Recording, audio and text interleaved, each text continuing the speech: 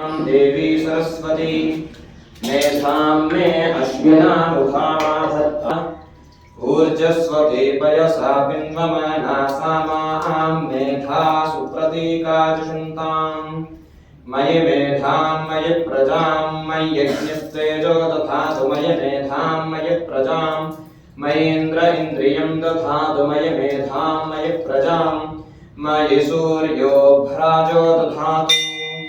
प्रणो देवी सरस्वती वाजेभिर्वाजिनीवती धीनाममित्रियवत्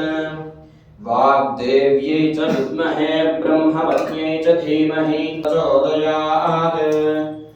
ॐ श्रीं ह्रीं श्रीं कमले कमलालये अन्तरिक्षगं शान्तं तद्वायुना शान्तं तन्मे शान्तगं शितगं शमयत्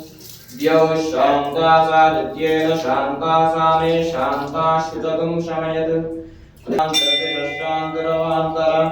दिशाः शान्तिरग्निः शान्तिर्वायुः शान्तिरादित्यः शान्तिश्चन्द्रमाः शान्तिर्नक्षत्राणि शान्तिरापः शान्तिरोषधयः शान्तिर्वनस्पतयः शान्तिर्गौः शान्तिरजः शान्तिरश्वः शान्तिर्पुरुषः शान्तिर्ब्रह्म शान्तिर्ब्राह्मणः शान्तिः शान्तिरेव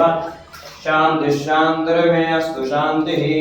तयाहं शान्त्या सर्वशान्त्या मह्यं द्विपदे चतुष्पदे च शान्तिं करोमि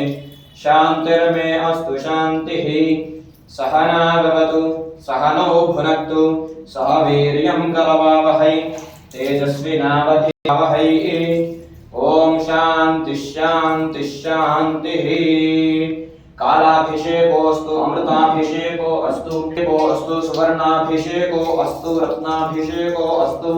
देवदेव्याः अनन्तान्तभोगो अस्तु सर्वारिष्टशान्तिरस्तु जय जय हे जगदम्बे भक्तवत्सले परात्परे परमपावनी लोकजननी विश्वपूजिते कल्याणहेतवे हरा।